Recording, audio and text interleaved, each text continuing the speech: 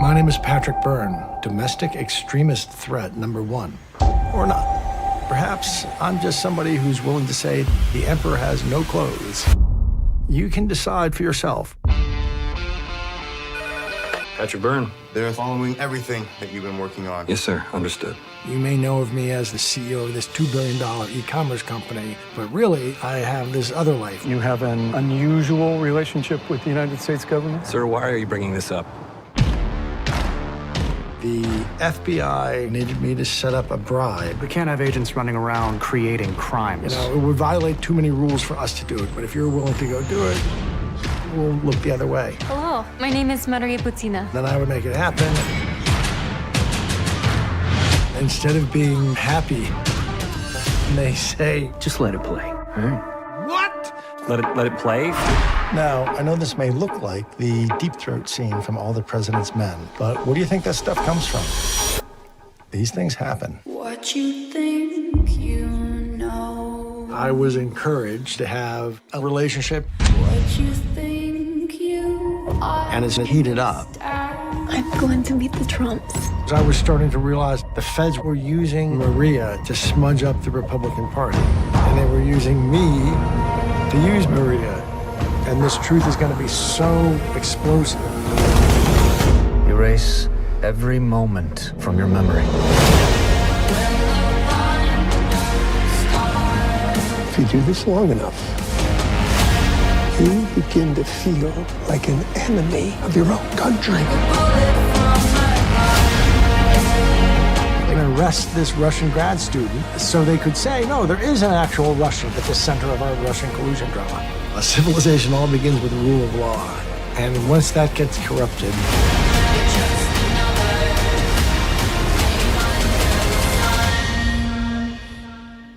it's like my worst fears have just been realized. I don't know, maybe I'm just being sensitive.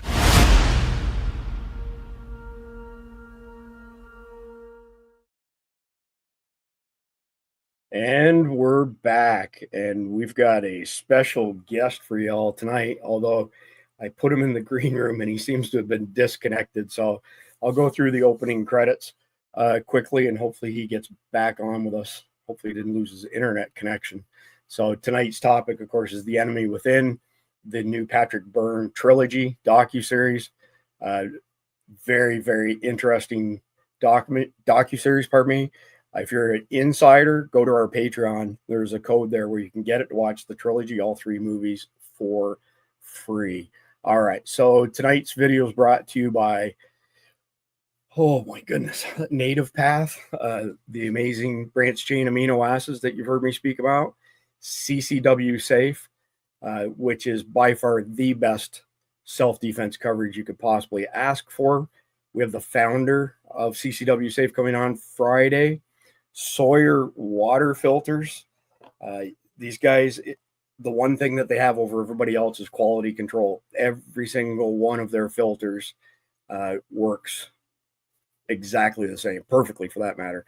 And I want to mention one more time here that Jeremy Blossom and I are doing a special SHTF webinar on next Thursday, 11/21. There's going to be some content covered there that you'll find nowhere else. It's free to sign up at the first link in the description below.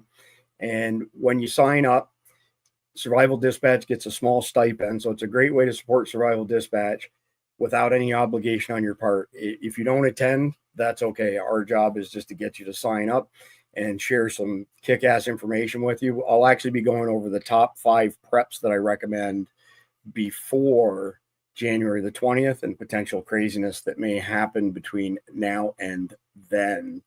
Also want to mention our Patreon again, patreon.com/survival dispatch. There's a link down below for that as well.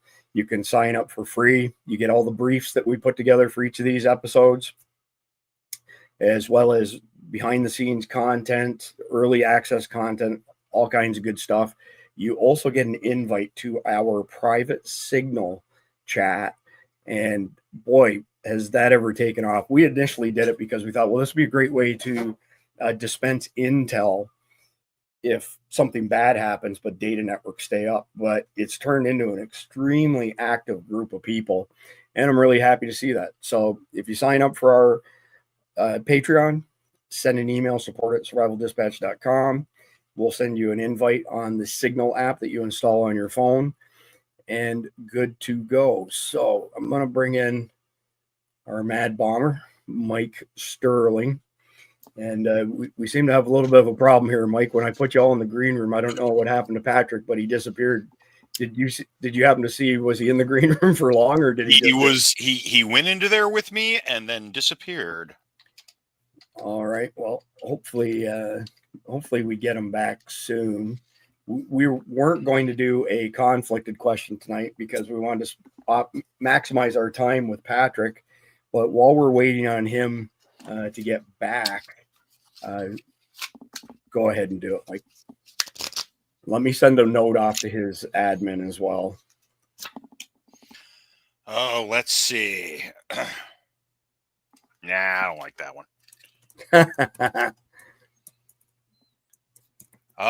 Okay.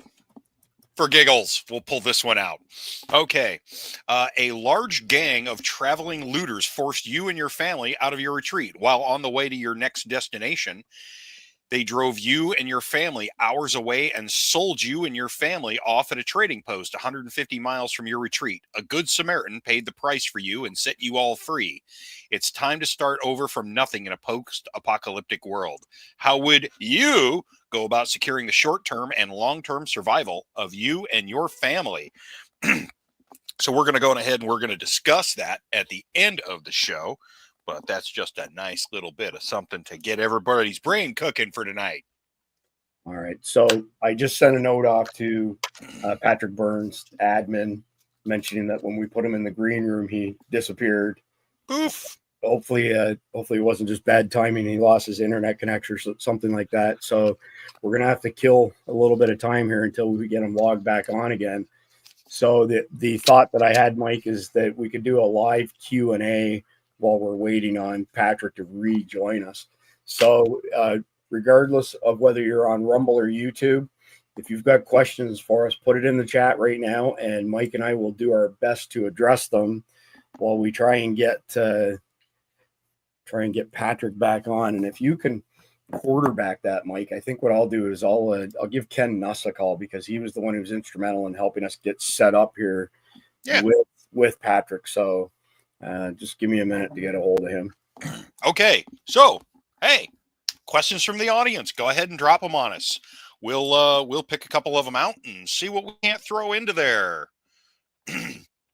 Because personally, I've got a lot of questions about a whole lot of the folks being tossed up for the new Trump administration. Man, I'm liking what I'm seeing. You are on mute, Chris. He's clearly talking. He's on the phone. So let's talk about this. Please explain why Mark Rubio was selected. Just why? Okay, it's from VT. I can't answer that one, VT, because I don't have I'm not in that part.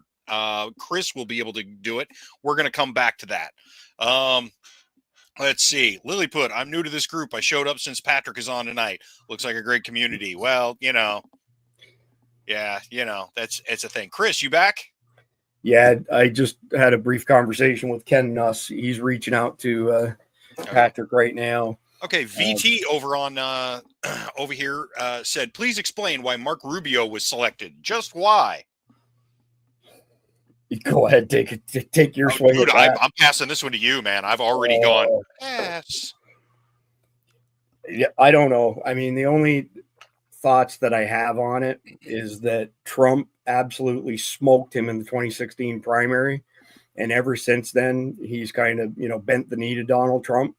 So the only thing that I can think of, the only redeeming value of appointing him in that position, is that he's been pretty loyal since that happened. So yeah, that's true. That's all I got on that. And, he's going to be sex state, and the guy is good at talking. He really is good at talking, and Secretary of State has very little to do with domestic things. So, Yeah, Well, I would suppose it might be kind of a it might be kind of, sticking them in a corner. yeah, I don't know. I mean, I remember during 2016 during the primary how Trump labeled him Little Rubio. Man, dude, that was And brutal. Realistically, we haven't had a kick-ass Secretary of State since Trump's last term, and we went for a long time before that, before we go backwards to have a great Secretary of State. With that being said, I think that you can only improve on Blinken. You can't get worse than Blinken. So in my mind, I think Rubio has been loyal since he got beat down and set in line. I agree. He's a good orator, and he may be diminutive, for lack of a better term, but he's not going to be a pussy like Blinken. Blinken has been a disgrace. Lilliput here says, Rubio, keep your friends close and your enemies closer. Okay, so I just got a text message from Patrick's admin. He's logging back in right now, so I'm not sure exactly what happened, but he should be joining us any second. I'll tell you what, some of the announcements are pretty badass. Like, I'm super stoked that Tulsi Gabbard, man.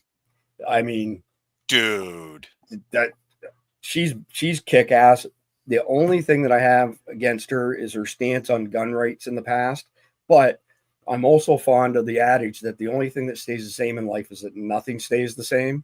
So I've witnessed people argue with me with regards to gun ownership, only to turn around a year or two later to come back and say, you know what, you were right. And I'm going to take a course and I'm going to get my CWP and blah, blah, blah. So, I've mentioned this before, but it's worth mentioning. For whatever reason, in today's society, we are so fast to write somebody off for one mistake. So unless you're, appointing somebody like Jesus Christ to a position, I don't know anybody who's flawless, anybody who's never made a mistake, so on and so forth. I mean, I've heard lots of problems or perceived problems people have had with Donald Trump in the past. And one of them would be Operation Warp Speed. I don't agree with it either, but is what it is. So here's Patrick. We got him back. You got me back? Yeah. How you doing, Patrick? We're glad to have you back. We were just doing a little Q&A while we were waiting. I'm so sorry. No apology necessary. Our mutual friend Ken Nuss is calling me back right now, but I'll text him and let him know that you got back on. So we've gone through our opening monologue stuff. And as I mentioned to you in the green room, I'm pretty sure that the majority of our audience knows who Patrick Byrne is, but give us the elevator introduction for those who maybe don't. Elevator introduction is I come from a family that had that lived the Horatio Alger dream. Lived the Horatio Alger dream from the time I was born, where we were broke as a joke, to the time I was 20, 25. We became very affluent. I went to Dartmouth and undergraduate also in China, and then had cancer in my 20s. And because I had cancer, I was couldn't do much but be a grad student. Did a PhD in Stanford, and then went on to be an entrepreneur in a variety of fields. That's the basic. I worked for Warren Buffett, ran a group of his companies, was just an entrepreneur, and then started Overstock.com, ran that for 20 years exactly, and then left. I have actually a vague recollection that we sold Overstock some equipment many years ago. I was an executive with Sun Microsystems and Oracle for a long time. Oh, yeah.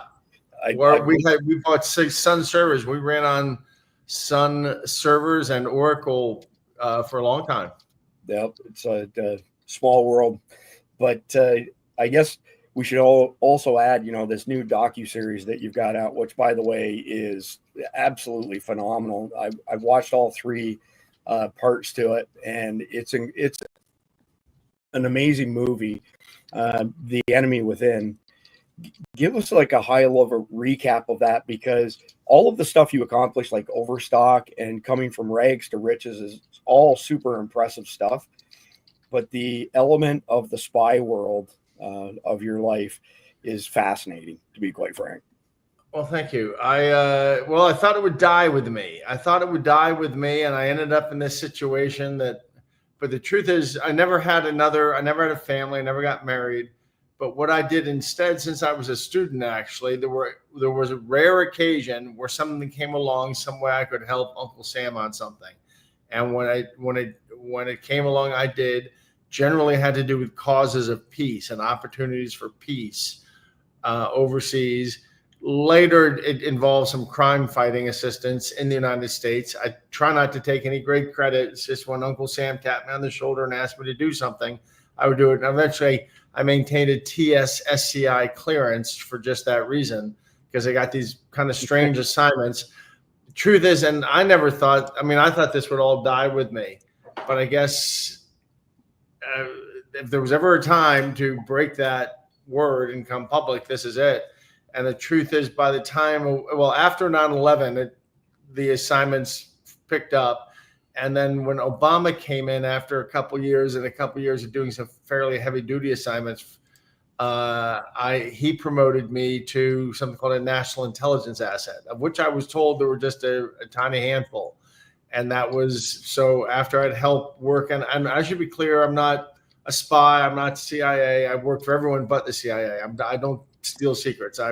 They generally had to do with opportunities. It was the National Security Council more often than not, and opportunities for peace.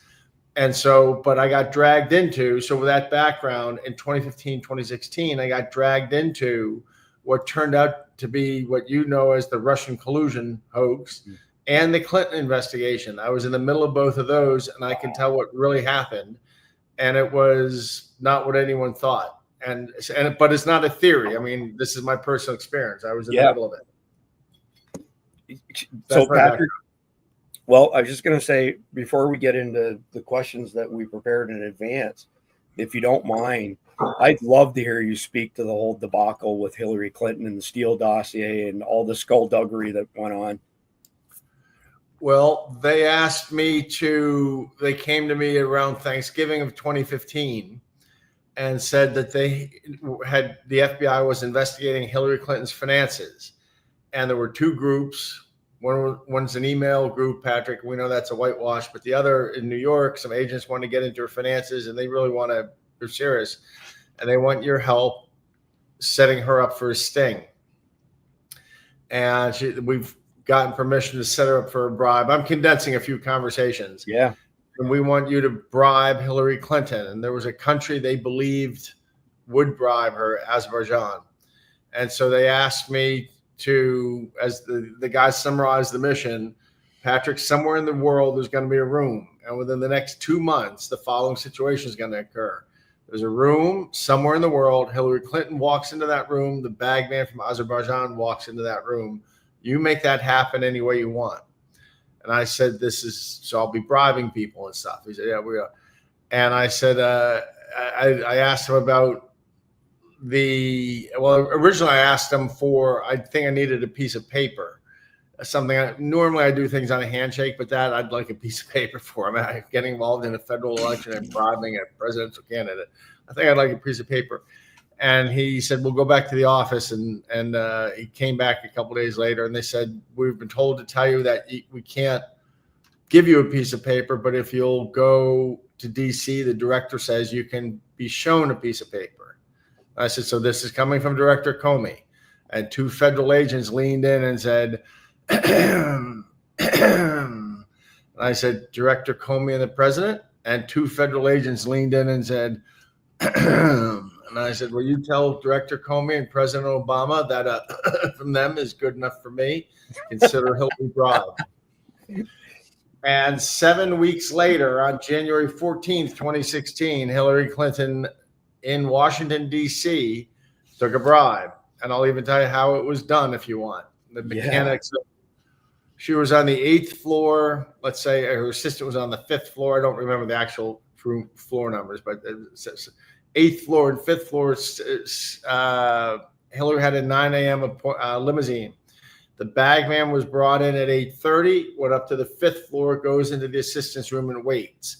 At 8:47 sharp, Hillary comes out of her room, takes the elevator like she's going to the lobby, hops off on the 5th floor, goes in her assistant's room. The assistant steps outside the door, guards the door. She's inside for 10 minutes. with that bag man. She did this knowing who was waiting for her, and knowing that she was going to be given some money. Then she came out after 10 minutes, takes the elevator down, gets in her limousine, leaves at 9:02. It's not in her schedule, but that happened on the morning of January 14th, 2016. But what's most shocking was I was told to forget it. 3 days later, I was told to forget it, and it didn't really sit well with me. And early February, I got back in touch and let them know this. I'm their excuse for sitting, that it wasn't sitting well with me. And when we sat together again, and there was a third man there representing John Brennan, they said, Patrick, what's really going on is this. At this point, President Obama has his people, and the truth is there was a fourth Fed. I leave the fourth Fed out of things, but some of these were his words. Some of them were the words of those other three I just mentioned. And what was explained to me eventually was, Patrick, at this point, President Obama has his people across the federal bureaucracy, but especially the Department of Justice. And Hillary is going to be president for 8 years. Nothing's going to change that. But while she's president, there's going to be a Bunsen burner in the Department of Justice. And the bribe information is going to sit on the Bunsen burner. The hand on the Bunsen burner is going to be one of Barack Obama's people. If Hillary's a good girl, Patrick, that flame stays low. If she defends Obamacare and such. If she's a bad girl and thinks for herself, that flame gets turned up. That way, Barack Obama is going to manage Hillary Clinton for 8 years. Then she steps down and Michelle's going to run. And Patrick, that's the plan. I later learned this plan was called Operation Snow Globe. Snow globe, like a child's toy, snow globe. They wanted Hillary Clinton in the snow globe that Obama, Brennan, and Comey could shake up and own. My bribe was simply the bait to lure her to step into the snow globe. Man, that's absolutely fascinating. I mean, it's all interesting, but really caught my attention was that Obama was going to be behind the curtain, which is precisely what he's done the past 4 years with Biden. So for 24 years, he was going to be there for 24 years. So that's not a theory. That really happened. That's really happened. And I time, date, exactly who gave the bribe, all that. Listen, it's been confirmed in the summer of 2020. I walked into the DOJ in April, May of 2019 and gave them all of this. And 10 days later, they announced the Durham Commission. And a year later, in the summer of 2020, they showed me a bank statement from a bank in Azerbaijan with a numbered account that had an $18 million deposit made in the last week of January. So just exactly when I told them they were going to find an $18 million going into some. So they found her bribe. They found that almost 5 years ago, 4 years ago, over 4 years ago. So, and I was, with this then, I'm sure that the knowledge of that has been turned into, this is the way Washington works. Instead of doing the right thing with it, I'm sure people have got federal judgeships out of that. Just becomes something that they play. It's barter, and I know this, and they probably gotten federal judgeships out of that fact. And I've given this under oath to the J6 committee, by the way. If I'm lying, I've given this all under oath to the J6 committee. Yeah, that's good to know. And I'm going to let Mike ask you the first question off the brief, but I got to ask you now that we've gone down this rabbit hole a little bit. What does your crystal ball predict between now and January 20th? Well, I really am coming at this from an attitude of great love and light and hoping we can get through things with a Truth and Reconciliation Commission, because some big names have done a lot of really bad things that my testimony hangs. And I hope they just don't back into a corner and do something crazy.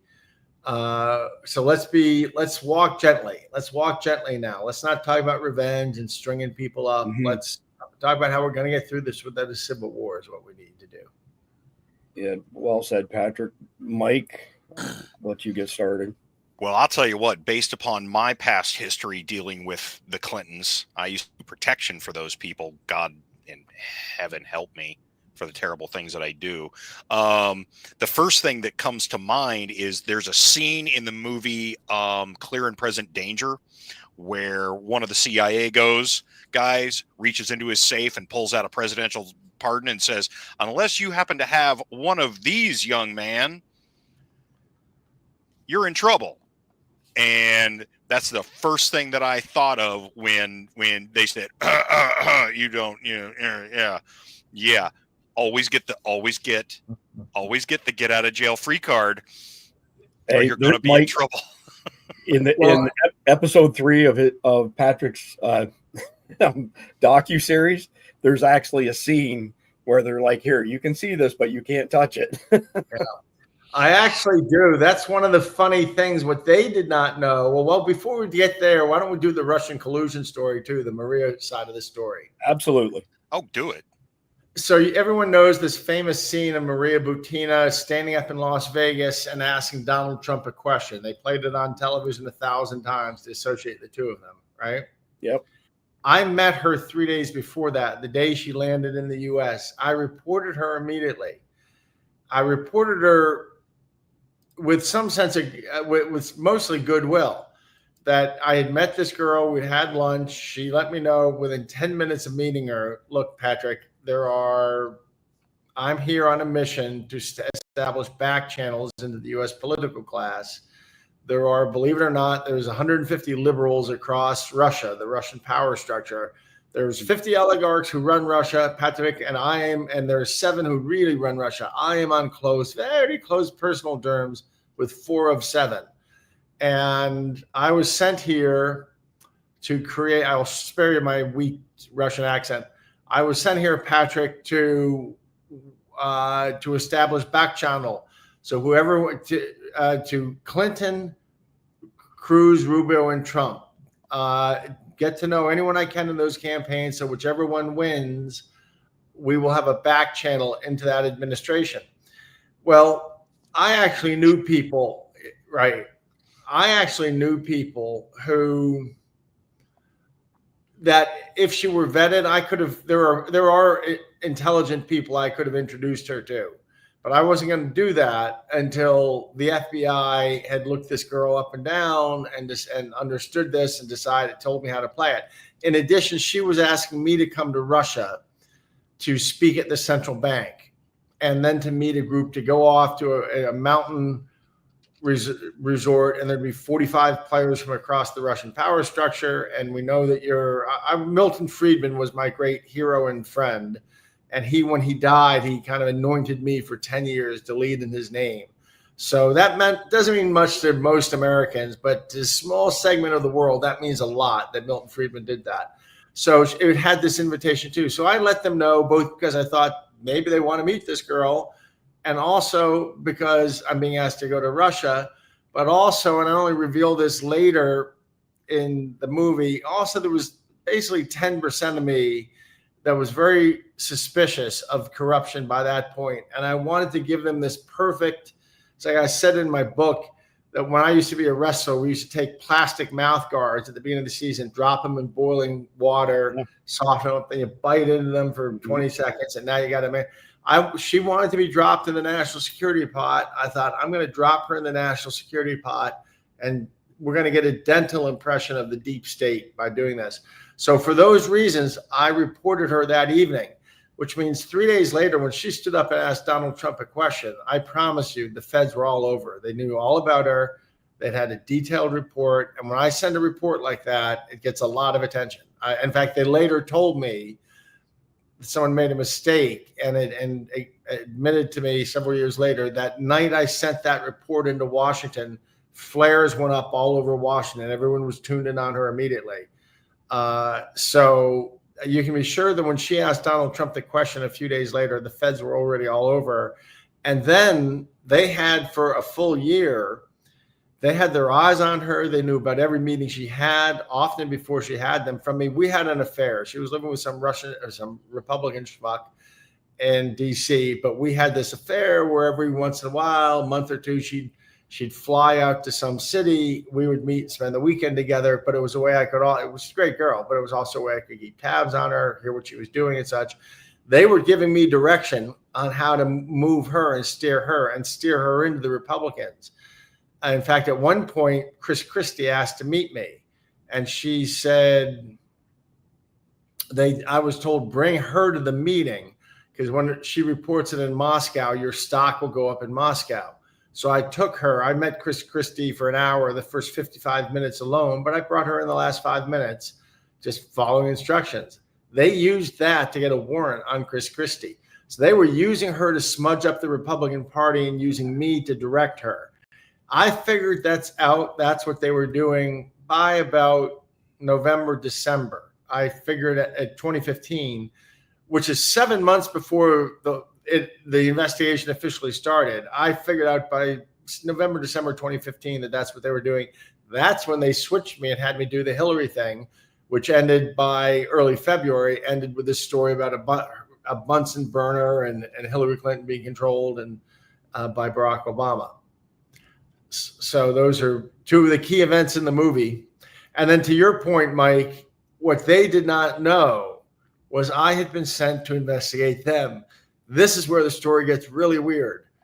But I had been asked in 2006, the Senate Judiciary Committee, aware as they were that I had these odd relationships in government, had used me for about a year spying on the other parts of government itself and reporting back who I thought was dirty and who not. We were fighting a Wall Street fight, and they were directing me to meet certain parts of government and then report back who I met with and long debriefs about who I thought was trying to be part of the solution and who was part of the problem, things like that.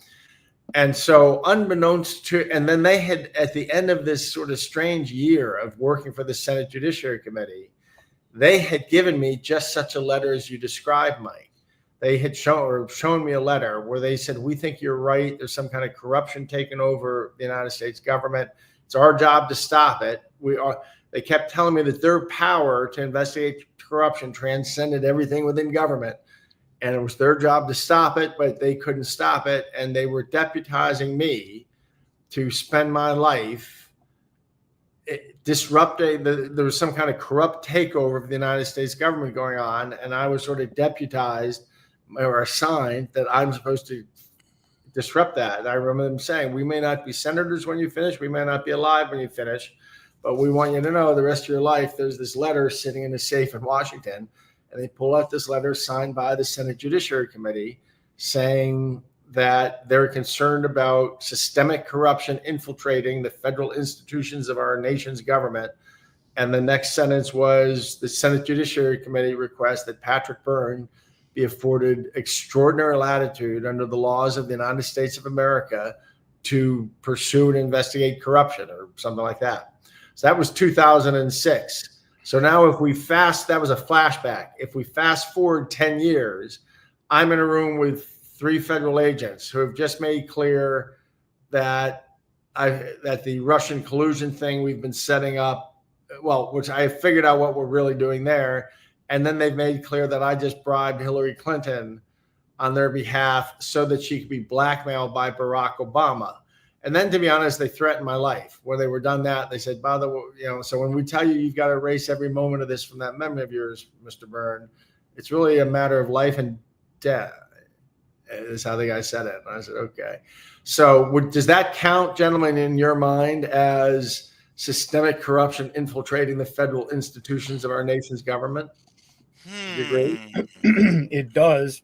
And I'll tell you, just before you said their final comments there, I was thinking to myself, how on earth has Patrick survived this long? I'm absolutely amazed that the intel community didn't take you out by now. I mean, God forbid, but that was the thought that crossed my mind. And Jeannie Rogers over here in comments got it right. She said Patrick was a honeypot, and usually the honeypot doesn't survive. Isn't that funny? Good, smart. It's kind of, I was the honeypot. You were the honeypot, and the honeypot's usually disposable. I'm a lot taller and handsomer when I stand on my wallet. Believe me. But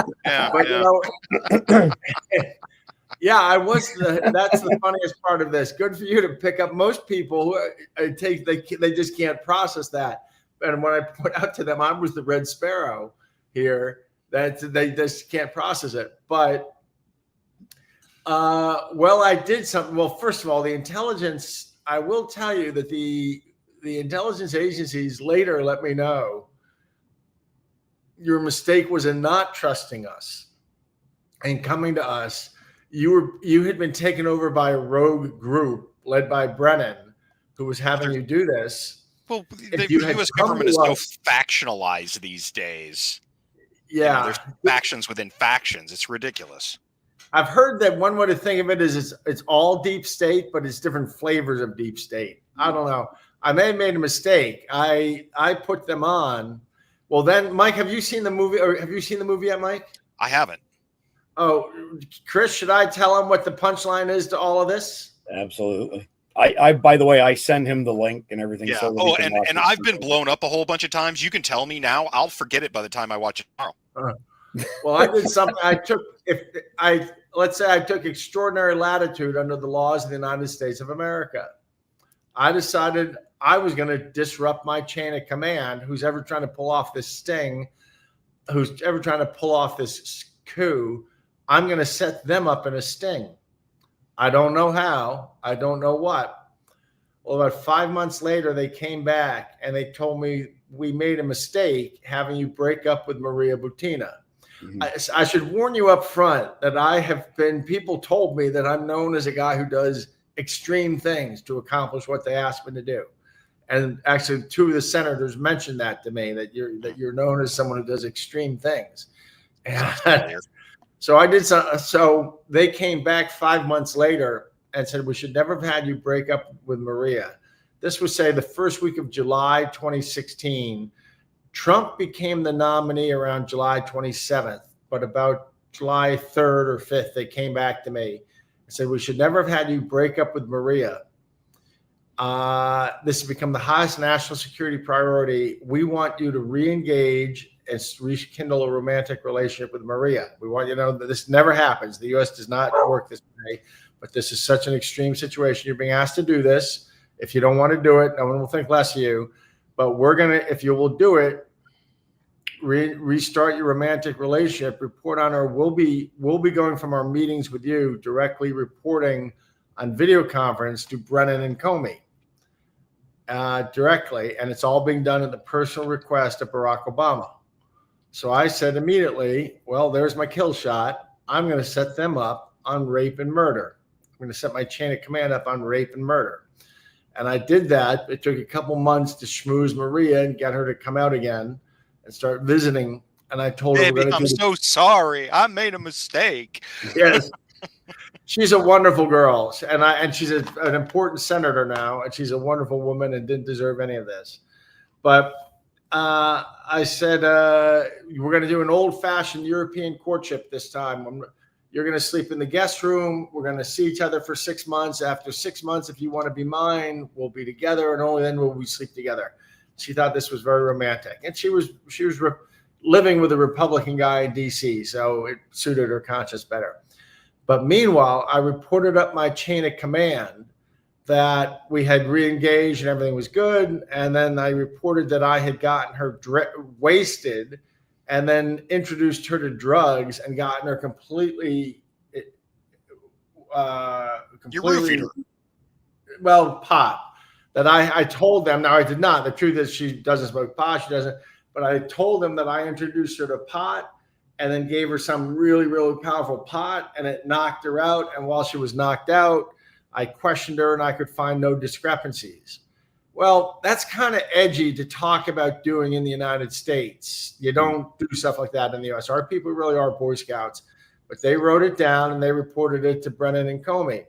So then in the next meeting, I let them know that, and I let them know kind of in passing without being very direct about it. They'd have to assemble the clues later, that night that she had been, that I'd gotten her wasted and intoxicated and then wasted and she was passed out. I questioned her. When I was finished questioning her, I shagged her. Well, now the truth is that, and I had her sleep in the guest room, and I did that so she'd have a perfect, clear memory that in this period I'd never laid a finger on her. But I told them that I had done this. And the word for that is rape. What I was essentially saying to my handlers without coming out and saying was that I had committed aggravated rape. And I had buried it very carefully in a bunch of different clues. And as you debrief, they write down each thing you're saying. And then when I left the room, I knew they were going to have to put together, wait a second, the day that Patrick said he took a drive to a gun range, and was also the day he made the lobster linguine, and when they snapped it together, they would see that what I was saying is the third day she was there, I'd gotten her drunk, wasted on pot for the first time, got her a tripod, questioned her, and then raped her. So they were going to report that to Brennan and Comey. And I see you looking at me like people look at me. But all I can say is I'm the guy known for doing extreme things to accomplish what I'm supposed to accomplish. They came back next time I saw them, these agents, and there was hatred in their eyes. But they didn't say a word, which told me that when they reported this to Brennan and Comey had said, we don't give a good goddamn if Byrne raped Maria Butina. You don't say nothing about it, agents. We need Byrne and Maria to set up this Russian thing. You just let it slide. So they let it but they hated me from that point. So I waited another meeting or two, and I offered to murder her.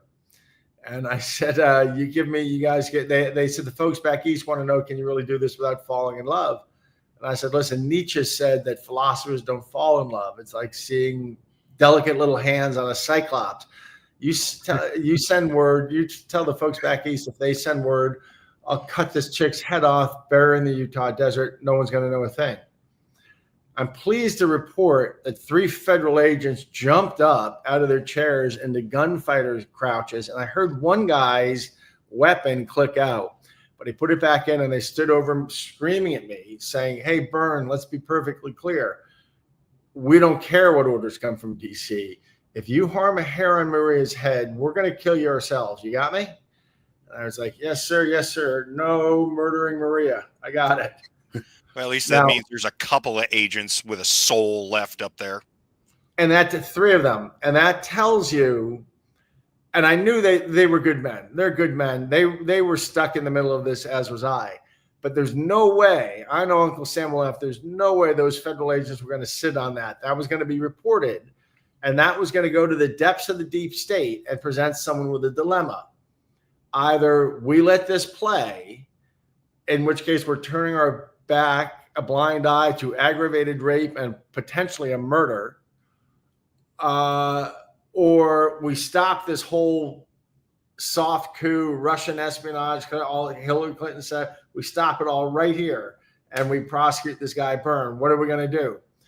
And in the bowels of the deep state, took a couple weeks, someone signed off and said, ignore all this, just continue with the mission. And I only found out later who signed off. Who signed off on the aggravated rape and murder of Maria Butina? You want to know? Well, it's only hinted at in the movie. I was going to say Brennan, but I was shooting for Comey or Brennan. It was Barack Obama. There's a presidential finding where Barack Obama told 3 federal agents to ignore their belief that I committed aggravated rape and was considering killing a woman so that we could consider this whole charade we were setting up. And that happened, ironically enough, the month of October 2016, which is the month that your man Trump got in so much trouble for saying you can grab a woman, but little locker room talk. He got in so much trouble for saying that. Mm-hmm. Meanwhile, the Prince of Woke, the same month, the Prince of Woke, Black Jesus, the reality of the man is he signed off on aggravated rape and murder so that we could continue setting up a soft coup. Yep. Mission accomplished. How are you still alive? That's the biggest question that I've got. Why has no JDAM come through your window? Well, I'm living overseas at the moment, and if Trump had not won, I would never have been able to return to the United States. I have a lot of enemies, but I have a lot of friends in the government too. A lot of people said that I wish I'd come to them. If I'd come to them, they would have done this or that. Now, the truth is, I don't know if I'd gone to anyone. I didn't know who I could go to. During the Trump administration, I went to people. I tried to get help. To be honest, I tried to get help. It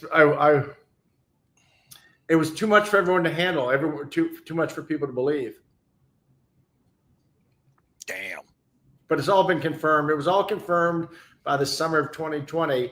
And the Durham Commission had all of this. That's why they kept getting me to stay silent, because they kept telling me the Durham Commission is going to step in and arrest 100 people. Just let us do our job. And they just strung me along until the election of 2020, and then did nothing. Then the election of 2020 was fake as could be.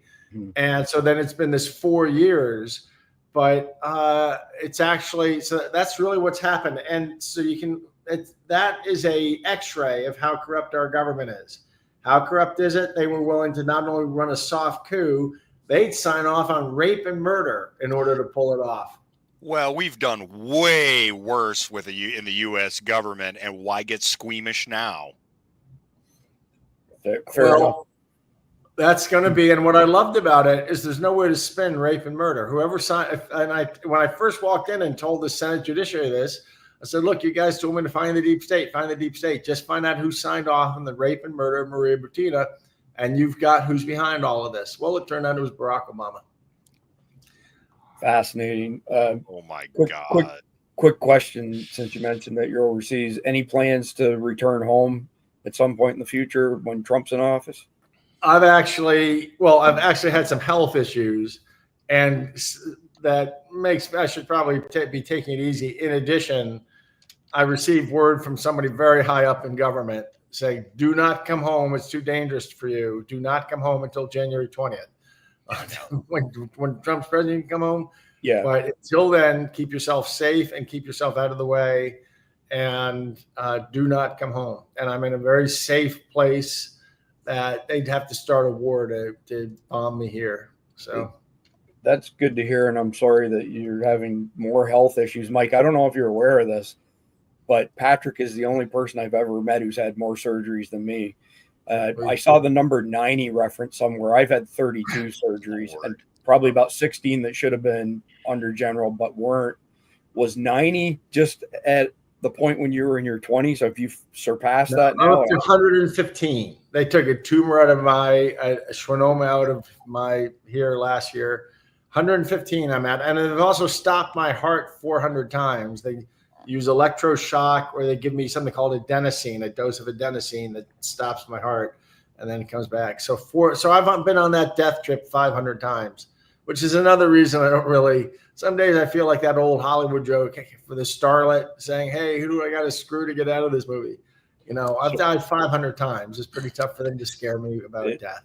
Hey, Chris, I don't ever want to hear you telling me again that I'm taking liberties with my life. I don't want to hear that. Okay. Right. So some of the parallels here are interesting. I won't dive too deep into it, Patrick, but my heart went into SVT many years ago, and I lived in the country, and it took a while for the paramedics to get there. And my heart rate was over 260 beats per minute for over 20 minutes before they got permission from an ER doctor to hit me with 6 milligrams of adenosine. And they said, that's quite a ride, huh? I've been through some really crazy wrecks. Like this side of my face got torn off in 1996. Snowmobile track to the face, destroyed my eye in the process, blah, blah, blah. Sorry. But that one was stopping my heart was the scariest of them all. Yeah. I've had hundreds of those where the world, you're watching your heart on a heart monitor going beep, beep, beep, beep, beep, beep. And they give you this, and it's good. They give you this bolus of adenosine, they call it, and you watch yourself go beep, beep, beep, beep, beep, beep, beep, beep. Then everything fades to black. And if everything works well, in about 30 seconds, your heart kicks over. People don't know it, but your heart, we're built so that we have one last charge in our heart. So like if somebody drowns, if you get them out and just clear their airway, more often than not, their heart, about 20, 30 seconds after it stops, it will turn itself over one time and try to get going. And we're built to we're evolved or designed, so that's how we work.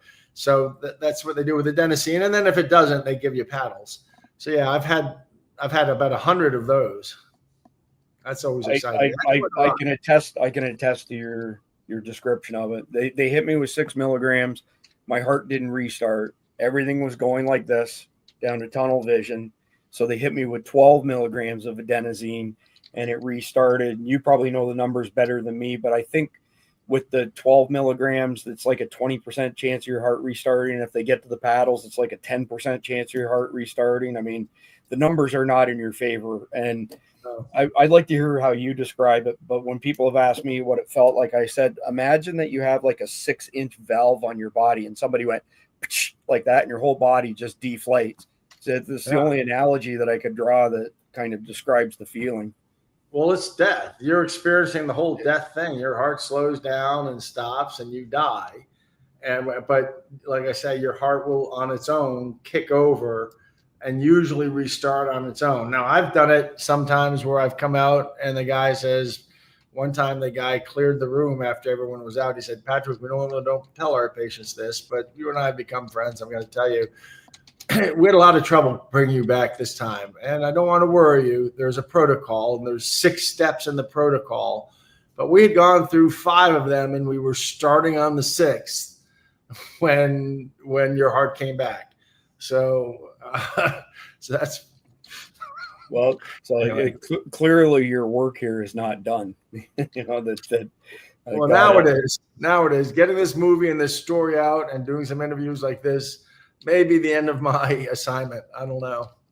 Well, let's hope not. Mike, I'm going to steal the first question on you just because. Go right on ahead. Honestly, I think we've skipped forward. It's all good. It's okay. We're usual. We're off track. Which is a hallmark of Survival Dispatch News. So, Patrick, explain to me the transition from e-com, billions of dollars in e-com to becoming a security/intel asset. How did that transition? What caused that? How'd you get into that? It actually was the other way around. It was started in 1983. I was a student in China, and something happened in China where I met another man, an Asian man who got to know me, and then he asked me to deliver a letter to the United States government. So that's the first act I did. I thought about it, and I said, okay, I took a letter from him down to the U.S. Embassy and gave it to somebody. So that's the first time there was that kind of contact between myself and Uncle Sam. Very interesting. And then a few years later, I was asked to go to Vietnam before we had diplomatic relations. I was asked to go over and do some humanitarian research for the general who wanted to reestablish diplomatic relations with Vietnam, who was assigned it by Reagan. That's why the first time I got a specific tasking was when Reagan was president. And it was, like I say, it involved peace. I went over and looked for ways to research how we could, the assignment was we have, say, $300,000 we're going to spend to do humanitarian things for Vietnam. They want to know that we're serious about, reestablishing relations. Patrick, go over there and figure out how we can spend $300,000 to do the most good. So that was the assignment. So I went over, the government. So that's the kind of tasking that would be more normal for me to do. Something that contributes to peace is what I was about. I'm not a snooper. I'm not trying to steal secrets from people. So I've had then eventually I was encouraged to maintain a lot of dodgy relationships in a lot of dodgy parts of the world for the occasions. As one guy at the NSC put it to me once, Patrick, before certain kinds of people talk, other kinds of people need to talk. You're that other kind of person. So I have a lot of dodgy relationships people would find dodgy. I describe some of them in the book. Yeah, and Mike, you're right. We have skipped ahead. I'm looking through our questions, and many of them have already been answered by Patrick, which is fantastic. Yeah, that whole maintain dodgy relationships thing. Yeah, I've been wrapped up in that. You wind up getting called in. Hey, can you please discuss with us your relationship with this person? Okay. All right. So does that person have any levers?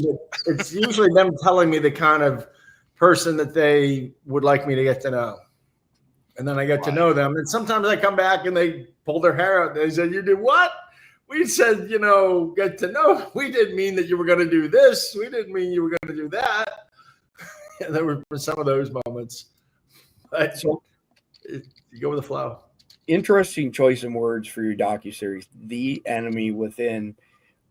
I don't know when, a number of months ago, Patrick, I came to the conclusion that the only way that I could square the consistent anti-American decisions made on behalf of our federal government, anti-American decisions, is that they're under the direct control of our enemies. And I hadn't really thought of it from like a domestic enemy standpoint. I was thinking more so, say, in terms of, China, Iran, Korea, maybe Russia. I don't know. I don't have anything against the Russians in particular. But how deep is the infiltration of enemies into our federal government and agencies, and how much power do they wield in your mind? I know it's a nebulous question. Do they wield as far as making these anti-American decisions? Great question. Well, first of all, The Enemy Within, we went with that title because it's me. It is I. The DHS, as of summer 2022, was telling people that the number one domestic threat is Patrick Byrne. They said that when people go in for training and they say, who do you worry about more, Russia or China? They say, we're keeping an eye on Russia, we're keeping an eye on China, but the number one threat is this guy, Patrick Byrne, and the movement he has going. So I'm domestic enemy number one to the higher ups of the DHS. The truth is, at this point, across the government, everyone's on my side. It's just the desk pukes at the top. Across the government, everywhere I go, people are on my side. That gave me a lot of protection. In fact, I was actually instructed last December by some people in government, double down on what you're doing, Byrne. We can keep them off your back. No one's going to arrest you. You double down. So I double down. So, but it's more direct to your question. I think that Peter Strzok and that whole crew are agents of China. I think they're agents of China. There's weird stuff. There's a lot I've left out, but I see now that I think they're agents of China. Yeah, there's been a lot of CCP interference with those folks up in that particular area for a while, and then you wind up with what was his face that it's on the Senate Intelligence Committee with a girlfriend who's from the Chinese intelligence services, Swallow. and they left him on the Intelligence Committee. That was just amazing to me. Yeah, I think that our counterintelligence function was very much compromised, and that was Peter Strzok. And Peter Strzok, it came out last year that he was there's provisions in the law from I think 97 or 98 that the head of counterintelligence of the FBI and the head of counterintelligence of the CIA can be the same person. And you got to look in the details and the footnotes upside down, backwards in Greek. But there's some indications to me that suggest that Peter Strzok was the head of counterintelligence for both FBI and CIA. And if that's the truth, then we are completely compromised. Because he was my chain of command, and he was the guy giving me these orders. And I know he's not a loyal American. Oh, that's not good. I mean, at the bare minimum, the man is completely compromised because of the honeypot. Peter Strzok, Lisa Page. Well, yeah.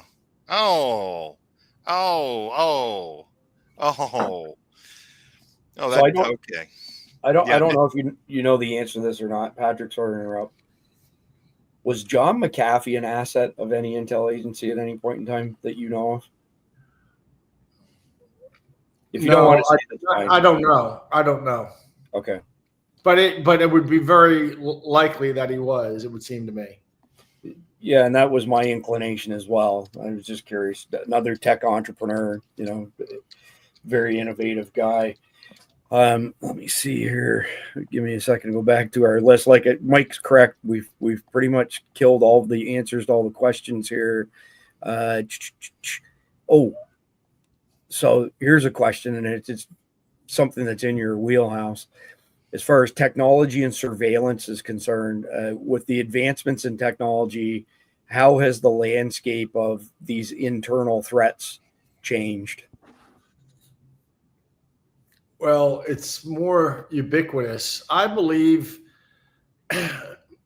there's rumors of a program that was run out of Baltimore, and it's an old group that was originally in Frankfurt. It was called Frankfurt Station. There was a group in Frankfurt Station of FBI and other intel officers posing about a decade ago, fighting the Russian hacker threat. And that's where we first learned of Cozy Bear and Fuzzy Bear. That this group of people included, well, first I'll say it moved back to Baltimore, where it operated under Rod Rosenstein. And the story I've heard is that it really was, its assignment was changed to develop compromise on American judges, politicians, businessmen, using all the technical surveillance resources of the US government to develop files that all of them could be compromised. And this was done under Obama. And it was done in Baltimore. The assistant US attorney was Rod Rosenstein. He was overseeing it. And the people in this group are a whole bunch of dirty no-goodniks who went on to other no-goodnik things, like the founder of the CrowdStrike, as well as Joseph Pianka. Joseph Pianka is one of the guys, along with Peter Strzok, who went over and interviewed Mike Flynn and set him up. And there was this little group of people that were in Frankfurt Station and then moved back. And I think the story I've gotten is that they really were a blackmail operation operating for Brennan and Obama. That their mission was to use all the resources. Imagine if somebody had access to all the intelligence resources of the U.S. and was given a list of 535 congressmen and 700 federal judges and several hundred businessmen and women with a mission of just developing compromise on them. That's what I'm told happened. So I think blackmail, the Clintons made blackmail the currency of DC. Blackmail is a much bigger part of DC than you know. They were doing that when they were in Little Rock big time. I mean, that was always their stock in trade for years. Absolutely. Hey, by the way, MM per 45. Thank you very much. We appreciate you, sir. Oh, I didn't catch that, but yes, thank you very much. So years ago, Patrick, an acquaintance of mine who was a CIA asset, said to me that if you're wondering why your congressperson has voted for something that's clearly not in the interests of our country and people, most likely what has happened is they got elected, they ended up in Washington. Because they had just got to Washington, they're staying in a hotel. They don't have a home there or anything like that. And the deep state, whatever you want to call them, has intel that says that this person has these certain deviant proclivities. And they would send somebody in who fit that description to basically get, the congressperson drunk. And the next thing you know, they're in the hotel room doing whatever this deviant sexual thing is. And then a couple months goes by and they show up and say to this, congressional rep that you're going to vote this way on this bill. And when they say, well, no, I'm not, they're going to say, well, you might want to have a look at this file that we have on you. Are you sure you don't want to, consider that? I have no reason to disbelieve that, recollection. No, that's how it happens. Mike Flynn has confirmed to me that he believes that's how it happens too. Yeah, I wasn't referring to Mike Flynn in particular. I was talking like in general that this was a strategy frequently used against new Congress people. So I was just curious what your thoughts were on that. Does that sound reasonable? That sounds very reasonable. And I've had this conversation with General Flynn, and he has said that. And he says, in particular, judges, you don't see judges brought into the DC court, district court, which is the chute to the Supreme Court, unless they already have something on them, that they're all compromised. Okay. So, I mean, I'm starting to get this picture in my head now. Like I say, I've been convinced for many months that our government's under the direct control of our enemies, and you've kind of put some meat on the bone for all that, and I definitely appreciate that. So I've got a handful of questions specific to today. None of them are very long, but I'd like to hear your thoughts on Tulsi Gabbard becoming the DNI. Love it. I love Tulsi. I would have supported her for VP candidate, although I've been pleasantly surprised with JD Vance.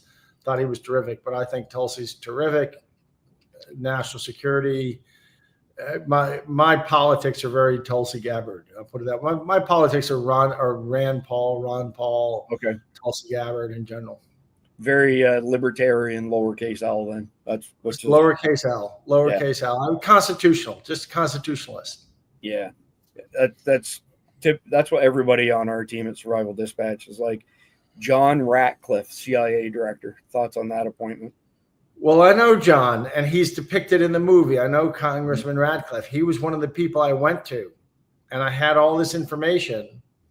And he said he absorbed all this information in a couple meetings, and I gave him a great deal of documentation that he later told me, there's clues to the deep state through all this documentation you gave me. But at the end of the day, he didn't pull the trigger. He was on Nunes's committee. I gave him a whole bunch of this information while he was on Nunes's committee. And there was always a reason it wasn't time yet to act with it, or it wasn't. I was saying, get me under oath. The quicker I'll survive if you can get me under oath under subpoena, and let me just tell this to Congress. But there was always some reason the time wasn't right. And it was, and that's eventually I just went public. So, but he's a prosecutor. I chose him out of all of Congress initially because he's a prosecutor and focused on terrorism. So I do wonder if he has the depth and background to run the agency, to run the CIA. But maybe my hope is that he's pissed off about what happened before. He knows he kept the bat on the shoulder. I gave him the juiciest, fattest pitch he could have in 2019. I gave him all of this, and he kept the bat on his shoulder. He was always kind of waiting for the right opportunity. We could really swing with it, and it never. So I think he knows that was a mistake. Hypothetical question: is it possible that he had information lorded over him by the deep state? I don't think so. I mean, everything's possible, but that's not what I read it as. I read it as he was a cautious prosecutors. We've been in this position. I've had it out with some prosecutors in the last 4 or 5 years where I'm telling them, look, you're writing a history book like the Durham people. I told them, you're just writing a history book. We're going to lose our country. You need to act. Oh, Mr. Byrne, you don't understand the way prosecutions, they take time. They take at least 2 or 3 years and this and that. I was telling you, we don't have 2 or 3 years. We're going to lose our country. And the Durham report's just going to be an interesting history book that nobody even reads unless you act. And that's just really what it became. And in fact, with the Durham report is, I like to say it's the second volume of a 2-volume piece, and they buried the first volume. The Durham report's accurate. It starts in July 2016, and what it says after that's accurate. It just leaves out that there was a whole bunch of stuff happened in the year before July 2016 that they covered up. That's interesting. Matt Gaetz, Attorney General. Like him, I like that. I like that a lot. I like that a lot. There's others I thought Mike Lee was good. I thought Ken Paxton was a good choice as well. Yes. But Matt Gaetz is a killer. I like him. Are you familiar with Andrew Bailey, the Attorney General from Missouri?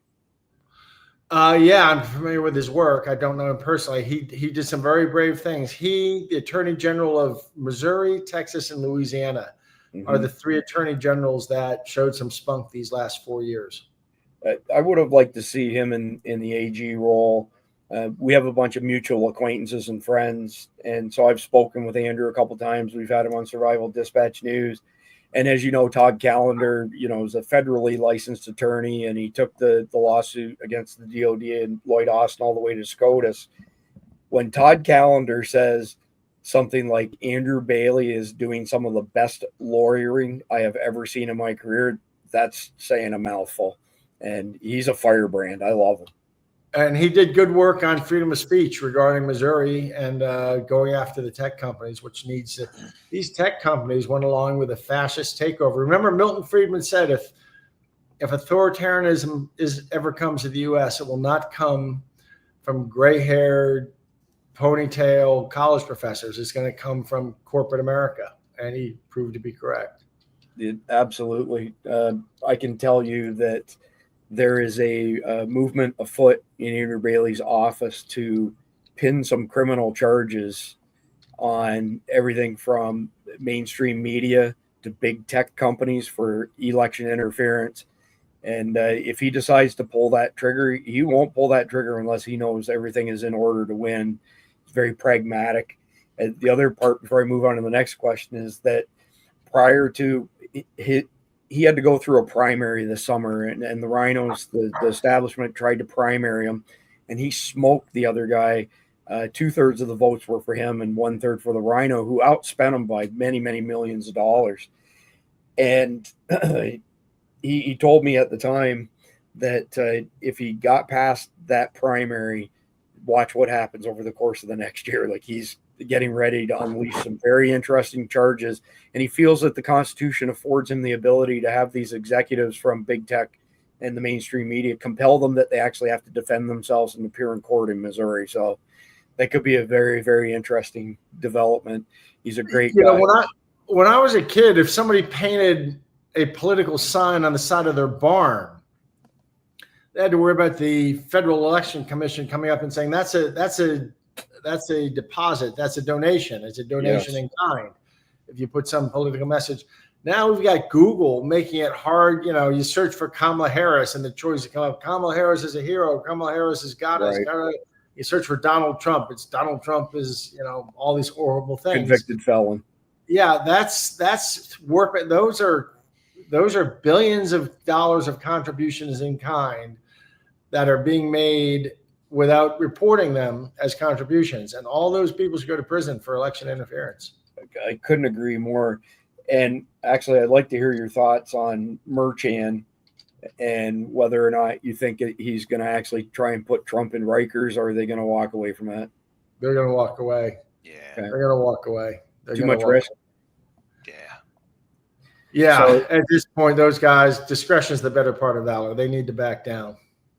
Well said. He's going to try and save his own skin at this point. He already knows that his list of allies grows thin by the day. Yeah, it's naked. It's naked. I mean, it's just naked interference at this point. And Trump having won the mandate he just did, I think a guy would have to understand he's taking his life in his hands if he keeps playing those kinds of games. Yeah. So if I'm understanding your comments previously in the right context, Patrick, so you've got Obama, and then you have this deep state of individuals gathering information on judges, Congress people, so on and so forth. Essentially, I mean, this confirms everything I've suspected. So you've got Obama gives an order to the deep state delivers it to somebody like Judge Merchan, essentially, in high-level terms, like, don't put Donald Trump in jail, you're going to torpedo us. Well, I think Merchan is. I'm sorry. I mean, I think Obama is Obama and Brennan. I think Brennan may be the boss. I think Obama may be an asset that Brennan developed, but they're just the bosses here. They're the shot callers here, but there are layers and layers behind them, not in this country. Right. And the same kinds of layers who pulled off, I assume, without even knowing each other, that we have the same general understanding of COVID and Antifa and the election. You see that these were all pieces in an overthrow of the U.S. Republic, I assume. Yeah, Todd Callender did an amazing presentation to the government in Croatia with our friend Lieutenant Colonel Doc Pete Chambers. And it was on this specific topic. And when Todd described it to me, he says, I don't know why they didn't have me come back, sort of thing. Because he did this chart that reveals all the moving parts that you're describing, which is, it's very, very interesting to study it. Last question. Kash Patel reportedly or rumored to replace Wray when Wray retires as the head of the FBI. Can't happen soon enough. I've met Kash a couple times, just brief conversations, shaking hands, but Mike Flynn vouches for him, and that's good enough for me. Kash Patel seems terrific. Brave. It takes people who are not weenies, who are not worried about their next career assignment, but people who, like, you can hear as they talk about the ideas and the principles of the Constitution, and they're not just giving lip service. When I hear Comey and Strzok and these people talk, I hear weenies. I hear careerist weenies. Yeah, well stated. I shook his hand at the Border 911 Gala at Mar-a-Lago, and I got a very favorable impression from just body language, the way he talks and stuff. He didn't seem fake like you're saying, Comey and those guys are. And you always know. You always know. There's something there, yeah. Vivek Ramaswamy, by the way, same thing. It's got a really good feeling conversing with him there. So Mike has got the... Okay. I got a question. Go ahead, man. We're spilling the tea. If we're going to spill the tea with Grandma here, then let's just go on ahead and do it. Go ahead. Patrick, I've got a question, and this isn't even on the list, but are you willing to talk about Benghazi? I don't have any knowledge on Benghazi. I don't have any knowledge. We've had like 10, 15 people pop up and go, what about Benghazi? Because we're talking about the Obamas and we're talking about the Clintons. So, well, I do think that I can tell you the story that I think is true is, well, I do know a few things. One is that ambassador, what was his name? Chris Stevens. Yeah. He was there recovering weapons that we had been transshipping that maybe we shouldn't have been transshipping. Secondly, he was gay. Not that, of course, I don't have anything against gays. I'm not one of those gay bashers. I love that the Republican Party has sort of gotten over that, and it's not the time for that stuff anymore. We got to be a big tent.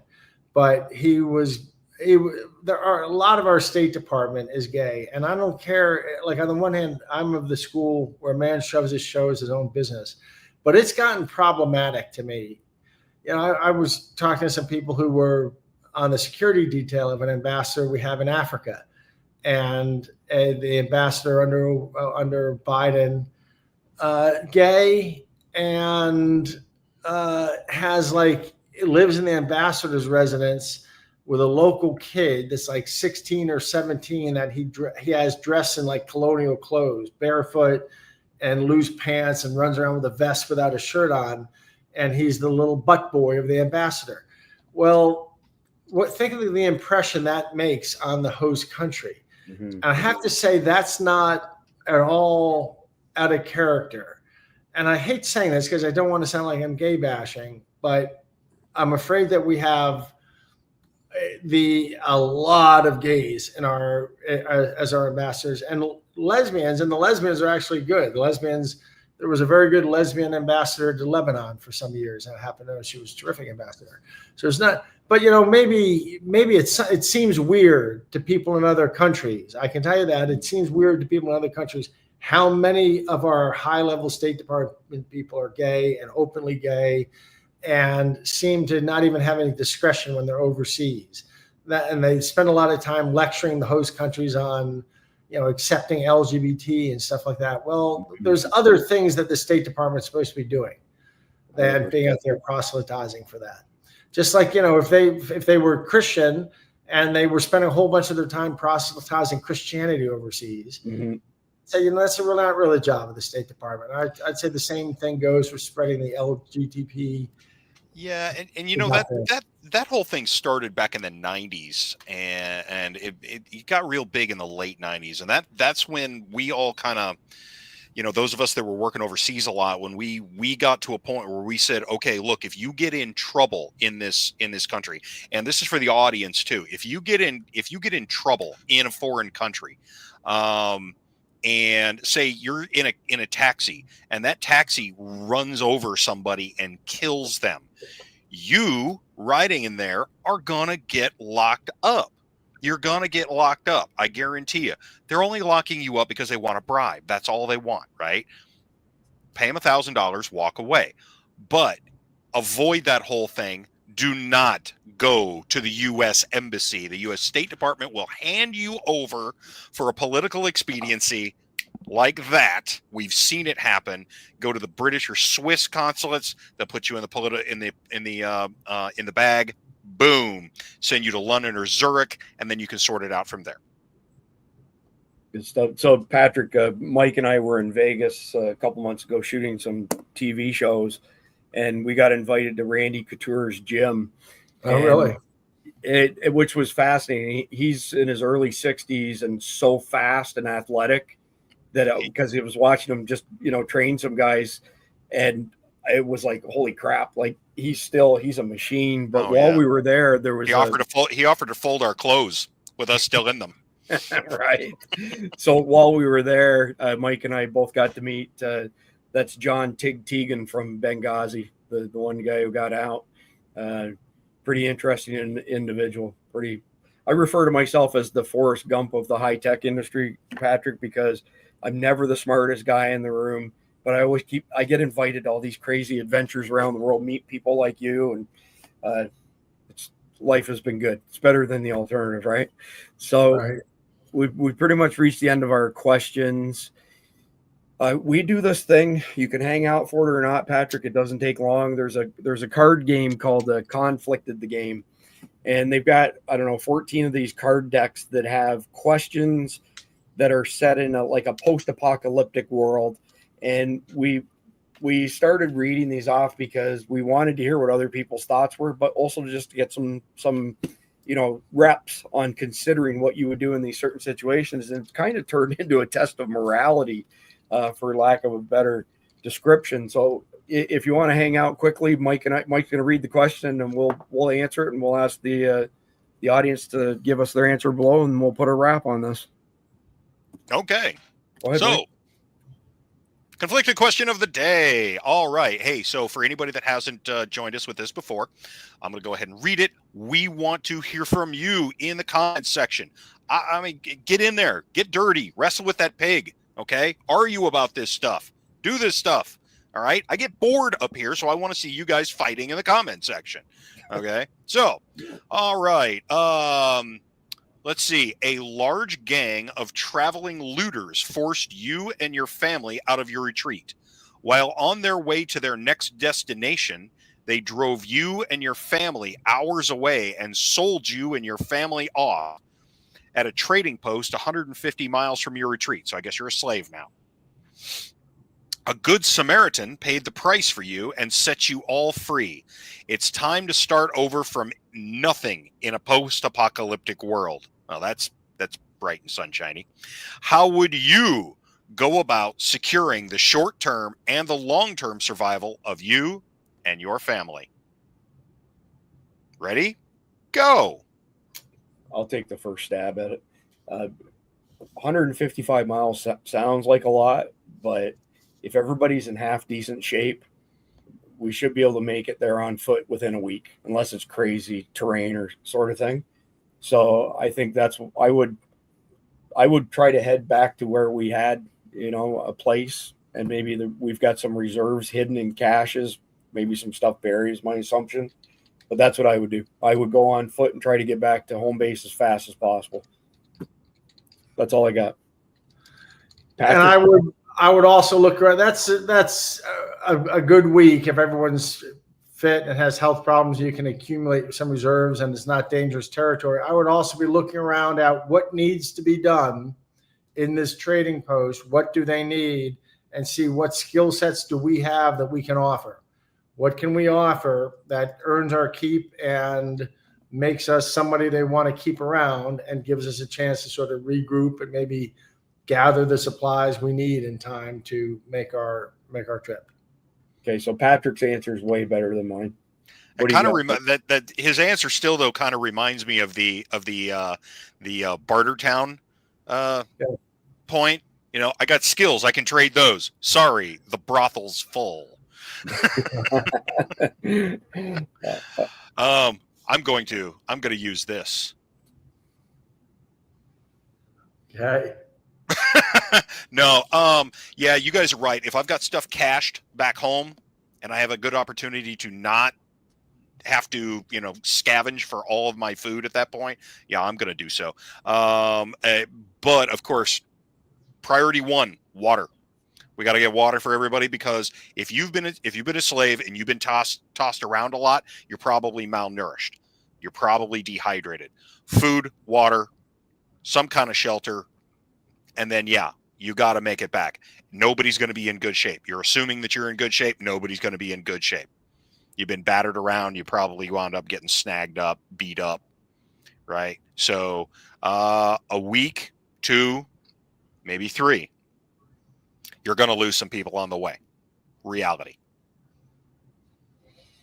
Fair enough. A good answer, Mike. Patrick, just a couple quick comments that I forgot to make earlier. I loved your line in your movie on Team America versus Team Corruption. I am going to quote you warmly and fondly on that. I think that's a great description. Number two, there are some issues with the software we use as far as streaming to CloudHub is concerned, Todd Calendar's platform. So this video will be going on CloudHub tomorrow. But there's an advantage to that, and for anybody who wants to watch it, like when we're doing a live broadcast like this, there's no ads inserted into the videos on Rumble. But as soon as somebody comes along afterwards and watches a replay of this video, they've gotten pretty carried away with the ads. So by putting it on CloudHub, it means that there's a nice uninterrupted copy of our discussion tonight. So it'll be up there tomorrow. What's tomorrow? Thursday tomorrow? I would say by Monday, it'll have 500,000 views on CloudHub. So lots of people will get to hear your story, Patrick. And the last thing is you don't have to answer this question, but if there's anything that Survival Dispatch can do for you at any point in time, just reach out and ask. We'd be happy to do it. I mean, I think everybody on our team would agree with me. You're a patriot, and you've done some pretty crazy, extreme things for your country. And we're glad that you're alive. Yeah. You keep dodging them, man.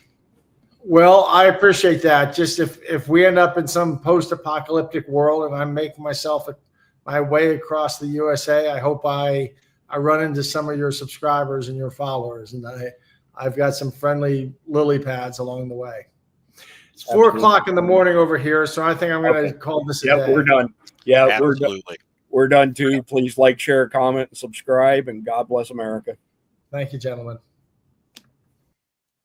If you carry a firearm and discharge your weapon in self-defense, you could face hundreds of thousands of dollars in legal fees and expenses. So carry the protection of CCW Safe, Self-Defense Legal Services membership.